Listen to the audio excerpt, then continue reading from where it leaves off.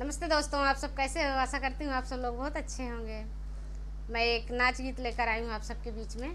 आप लोग सुनिएगा और अपना आशीर्वाद दीजिएगा। कैसे लगा कमेंट करके बताइएगा। ये गीत है,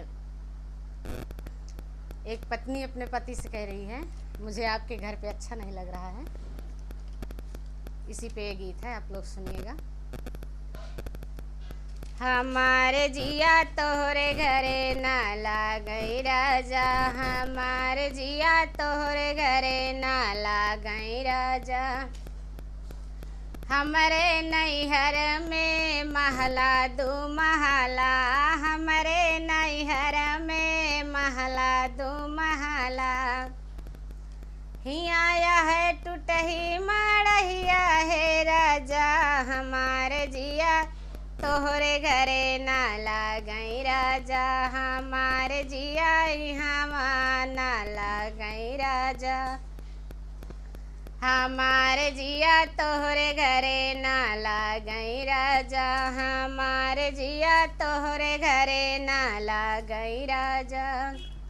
हमरे नैहर में बागा बगीचा, हमरे नैहर में बागा बगीचा।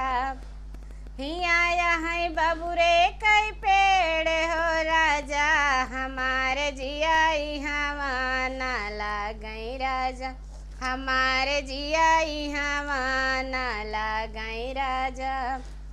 हमारे जिया तोहरे घरे ना लागई राजा, हमारे जिया तोहरे घरे ना लागई राजा।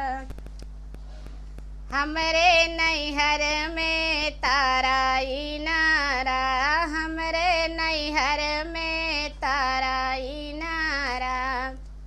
हिया यहाँ छिछली गड़हिया है राजा, हमारे जिया यहाँ ना लागई राजा।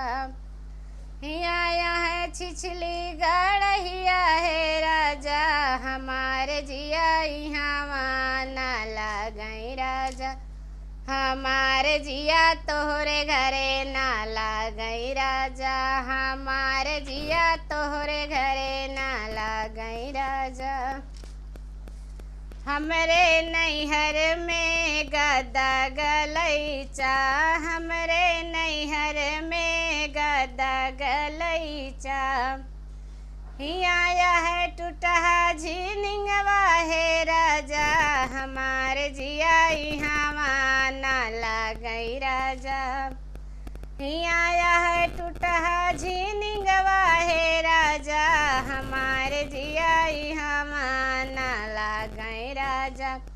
हमारे जिया तोहरे घरे ना लागई राजा, हमारे जिया तोहरे घरे ना लागई राजा।